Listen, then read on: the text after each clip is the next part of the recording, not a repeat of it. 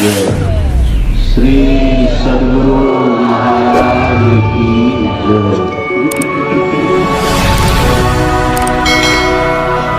इस पावन स्थल पर सादर उपस्थित वंदनीय साधु समाज, पूज्य गुरुजन, परम आदरणीय सत्संग प्रेमी महानुभावों, पूजनीय माताओं तथा भक्तिमती बहनों, आपने पाठ में भगवान श्री राम और माता शबरी का संवाद सुना है। माता शबरी की झोपड़ी में भगवान श्री राम पधारे।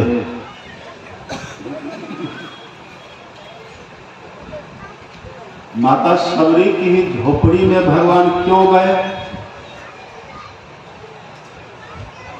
जिस जंगल में माता शबरी रहती थी, जिस वन में माता शबरी रहती थी, उस वन में, जंगल में बहुत ऋषि मुनि लोग रहते थे, हजारों।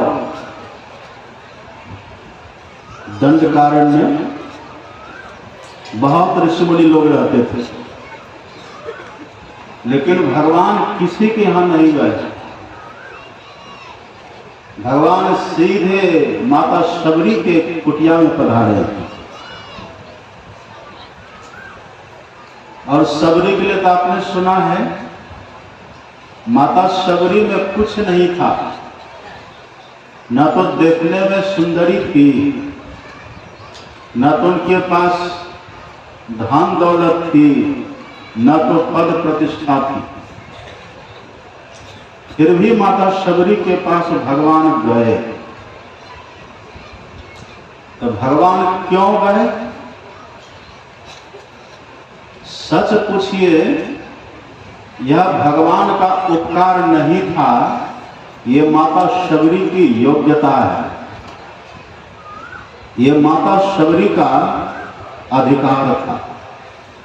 माता शबरी में इतनी क्षमता थी, राम को पैदल उनकी झोपड़ी में आना पड़ा। और केवल आए नहीं, भगवान आए भी और शबरी माता का जूठा बेर भी खाया। जूठा बेर खाया भगवान। कितनी भीड़ को, कैसे कैसे लोग रहते हैं, इतनी भीड़ में कैसे निकलेंगे? और कोई उठने वाले हैं, उठ जाइए। 2 मिनट का समय दिए, जिसको उठना उठ जाइए। और उसके बाद जो उठे क्रिया, 2 मिनट का समय दिए हैं, जिनको उठना उठ जाइए। उठिए फटाफट।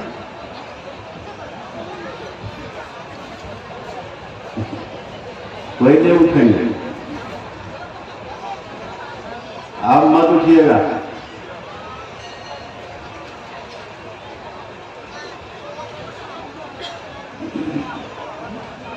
श्री सद्गुरु महाराज की। आप पीछे भी टहलना बोलना बंद करिए। ये लल्लू कौन खड़ा है बीच में? बैठाइए उसको, सब बैठिए। अब कोई खड़ा मत होइएगा। अब मौन व्रत लीजिए। आप एकादशी व्रत बहुत करते हैं, उसे कई गुना ज्यादा फल मिलेगा यहाँ पर मौन होकर के रहने से। अपने बच्चों को बैठा के रखिए, आप खुद भी शांत होकर के बैठिए, स्थिर होकर के रहिए। जहां पर माता शबरी रहती थी, उस जंगल में बहुत ऋषि मुनि लोग रहते थे, पर भगवान किसी के यहां नहीं गए, क्योंकि किसी में वो ताकत नहीं थी, किसी में वो क्षमता नहीं थी कि राम को अपनी झोपड़ी में लगा ले, अपनी झोपड़ी में पधरा ले, ये किसी में ताकत नहीं थी। नरेंद्र मोदी को ले जाएगा बरसात में, कौन ले जाएगा? हाथ खड़ा कर। नरेंद्र मोदी को कौन अपने घर ला सकते हैं? क्षमता? आएंगे? मुश्किल है। इनका आना असंभव नहीं है, कठिन जरूर है। ये तो एक देश के हैं। राम कौन है? राम है रोम रोम प्रति लागे वो कोटि कोटि ब्रह्मांड, वो राम है। त्रिभुवन पति त्रिलोकी नाथ, वे राम है। साधारण नहीं है भगवान। वो राम शबरी की झोपड़ी में चले आया और आकर के खाए क्या है? क्या खाए है राम? शबरी के बेर सुदामा के तंडोल, शबरी के बेर, शबरी के बेर सुदामा के तंडोल, शबरी रुचि रुचि भोग लगावा श्रीमन, रुचि रुचि भोग श्रीमन नारायण नारायण नारायण। शबरी के बेर, अब बेर भी कैसा खाए हैं? माता शबरी ने जूठा बेर, आप पढ़िएगा, संत कभी झूठ नहीं बोलते, संत का वचन कभी मिथ्या नहीं होता है।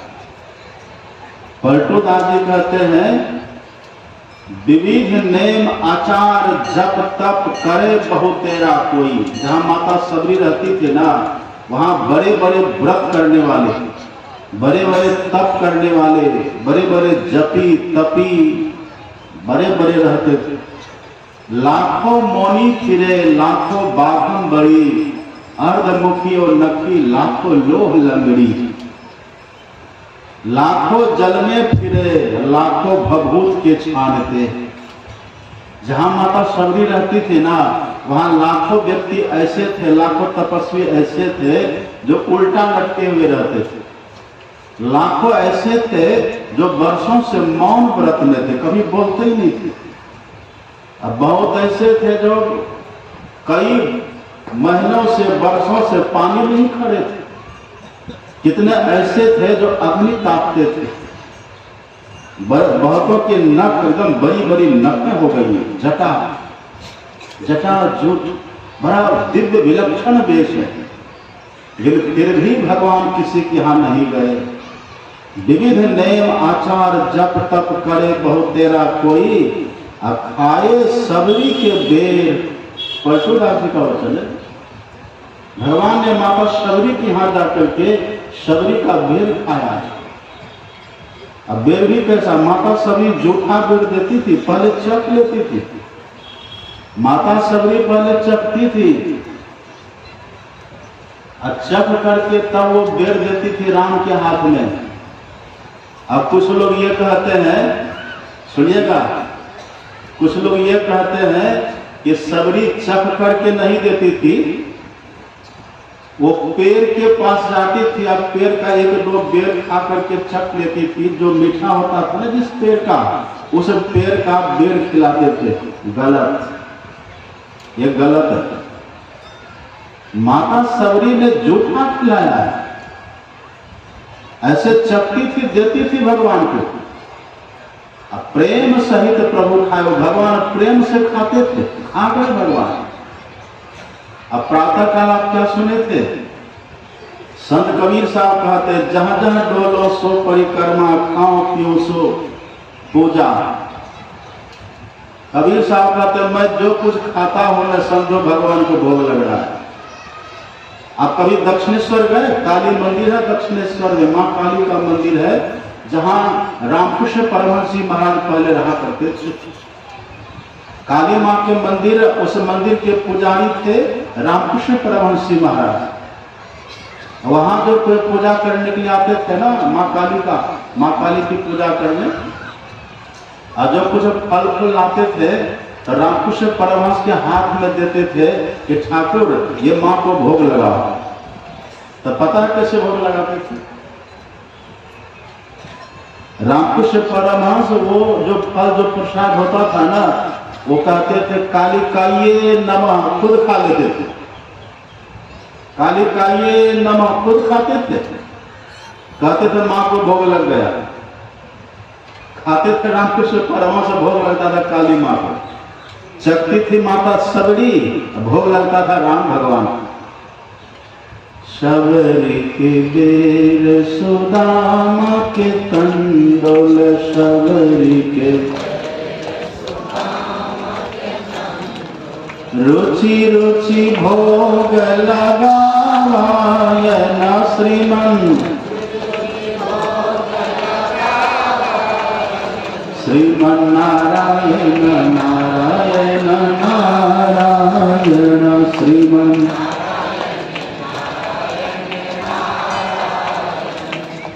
माँ सबरी खाती है। और आपको पता है एक बात, राम भगवान को जब माँ सबरी देती थी ना, बेर जूठा जो था, तो भगवान को खा लेते थे। और पीछे लक्ष्मण को कहते थे लक्ष्मण तुम भी खाओ, तुम भी खा लो। लक्ष्मण जी खाते थे, वो सुखा करके जब फेंक देते थे, बुढ़ी इसका जूठा कौन खाए। और आपको पता है सबरी माता देखने में कैसी थी? अलकतरा का ड्राम देखे? अलकतरा का ड्राम बस हो बहु एकदम काली कलौटी, बिल्कुल बेढंग। उनको देख के आप डर जाते थे। उनके पति जो थे ना, माता सबरी का विवाह हुआ था, और सबरी का पति जो पहली बार देखा है ना माता सबरी को, वो देख करके डर करके भाग गया वहां से। अब क्या करके भागा पता है? सबरी के पति ये कह करके भागा था कि इसको यदि घर ले जाएंगे तो वहां के बच्चे डरेंगे और कहेंगे कहां से चुड़ैल उठा करके ले आया। चुड़ैल, चुड़ैल जानते किसको कहते हैं? चुड़ैल सिलियर भूत को कहते हैं प्रेत। भूत में भी होता है ना कैटेगरी। सिलियर जो पुरुष भूत होता है उसको कहते हैं प्रेत, और जो महिला भूत सिलियर होती है उसको चुड़ैल कहते हैं। चुड़ैल बड़ा भयंकर, बड़ा खतरनाक। सबरी माता ऐसी लगती थी देखने में। लक्ष्मण जी ने कहा कि इसका जूठा हम खाएंगे, ये जाति के भिलवी, जाति के मुसहरी, बुद्धि, एकदम कुरूपा, इसका जूठा हम खाएंगे। लक्ष्मण है जीव, राम है भगवान, और माता सबरी है संत। संत की महिमा को भगवान जानते हैं, अब भगवान की महिमा को संत जानते हैं। जीव क्या जानेगा? दादू जाने न कोई संतन की गति गोई, विधि हरि हर कवि कोविद बानी, और कहत साधु महिमा सकुचानी। जो कोई कहे साधु को चिन्हा, तुलसी हाथ कान पर दिन्हा। लक्ष्मण जी ने नहीं खाया, इस बुद्धि का जूठा हम खाएंगे।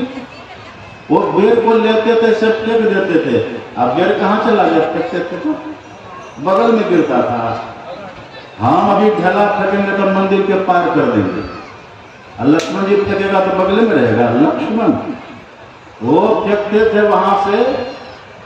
माता सबरी के झोपड़ी आश्रम से जो बेर को फेंके ना, सीधे उत्तराखंड में जाके गिरा। वही संजीवनी बूटी हो गया, उसी का संजीवन बना है। और जब बाद में लक्ष्मण को लगा है ना बाण, यदि उस समय माता सबरी का जूठा बेर वो खा लेते ना, तो लक्ष्मण बाण मेघनाथ का लगता ही नहीं। बड़ा महाप्रसाद से संतन के छाड़े। संत का जूठा महाप्रसाद, महाप्रसाद होता है। यदि वो लक्ष्मण उस समय माता सबरी का जूठा खा लेते ना, उनको बेहोशी आती, उनको मेघनाथ का शक्तिमान लगता ही नहीं। और यदि लगता भी तो कुछ नहीं होता। शक्तिमान लगा, बेहोश हो गया। अब माता सबरी सब जानती थी, देखो न पता चलेगा, आने दो समय पता चलेगा। और जब वही लगा है बाण, सुखैन वैद्य जब आए, हनुमान जी से कहा जाओ ले आओ संजीवनी बूटी, उसी बेर का बना था संजीवनी। ऐसी कथा है। हनुमान जी जब वही संजीवनी लाए और वही जब घोट करके दिए हैं लक्ष्मण जी को, अब मुंह में गया कि नहीं? अब गया ना, उसी समय ले लेता तब।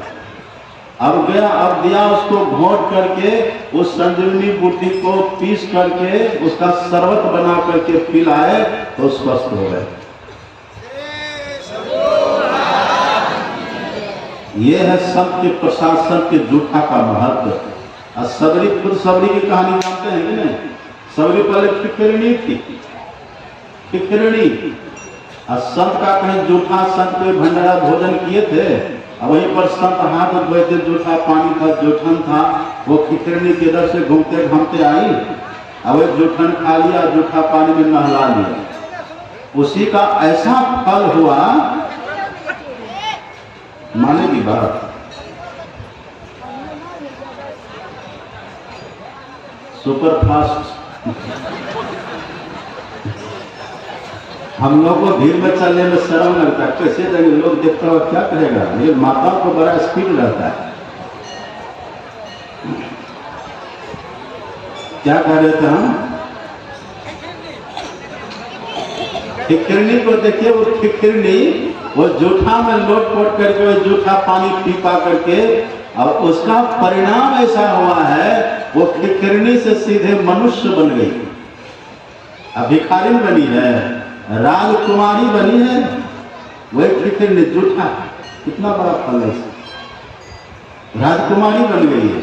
और वही अगले जन्म में संत से आशीर्वाद लेकर के तब बनी है ये सबरी, आशीर्वाद लेके बनी है, वरदान उनको मिला है। और सबरी माँ ने कहा हम बहुत कुरूपा हो जाए, उनका वरदान है मांगा हुआ, तब वो कुरूपा हुई। वही माता सबरी। सबरी के यहाँ जो भगवान गए हैं ना, ये भगवान की कृपा नहीं थी, ये सबरी माँ की योग्यता है। मीरा थी ना, मीरा, आप पढ़िएगा मीरा की जीवनी। जब मीरा गाती थी ना, जब मीरा भजन गाती थी, संगीत जब गाती थी मीरा, श्री कृष्ण प्रकट होकर के ताली बजाते थे। मीरा तारा बजाती थी और कृष्ण ताली बजाते थे प्रकट होकर के। आंख मीरा की बंद रहती थी, नेत्रों से अश्रुधारा बहती रहती थी, पूरी सारी उनकी भीग जाती थी, और तब भजन गाती रहती थी और भगवान प्रकट होकर के वहां उसी राग उसी लय धुन पर ताली बजाते रहते थे। यह मीरा की योग्यता थी। एक दिन श्री कृष्ण भगवान ने कहा कि मीरा आपको कुछ चाहिए मांग लीजिए मुझसे, कुछ चाहिए तो मांग लीजिए। आपको पता मीरा ने क्या कहा? मीरा ने कहा आज नहीं मांगूंगी, कल आना तो कल मांगूंगी, आज नहीं। ऐसा कभी सुने? मीरा के यहाँ श्री कृष्ण भगवान को लाइन में खड़ा होना पड़ता था कुछ देने के लिए। वो क्या कृष्ण भगवान की कृपा थी। मीरा से किसी ने, हाँ कृपा का खंडन नहीं, भगवान की कृपा पर एक भावना। मीरा से किसी ने पूछा कि मीरा तो कितनी पगली है, जिनके लिए तुम रात दिन रोती रहती है, रोते रोते तेरी सारी भीग जाती है, इतना तो रोती बिलखती है, देखो तुम्हारी आंख सूज गई है। जिसके लिए तुम इतनी रोती बिलखती रहती है, वो तेरे सामने आए थे और वरदान मांगने के लिए कह रहे थे, तूने मांगा क्यों नहीं? और नहीं आएंगे तब क्या करेगी? तब मीरा ने कहा था, सखियो मेरे जिस गुण के कारण श्री कृष्ण आज आए थे ना, वो मेरा गुण कहीं चला नहीं गया है, वो गुण अब भी मेरे भीतर है और श्री कृष्ण को फिर कल आना पड़ेगा। ये है मीरा की योग्यता। और आप पढ़िएगा लिखा हुआ है, सकल भुवन मध्य निर्धनास्ते पिधन्या निवसत हृदय साम श्री हर भक्ति रे कहा। हरिरपि निज लोकम सर्वथा तो विहाय प्रविशत हृदय तेषां भक्ति सूत्रोपनद्धः।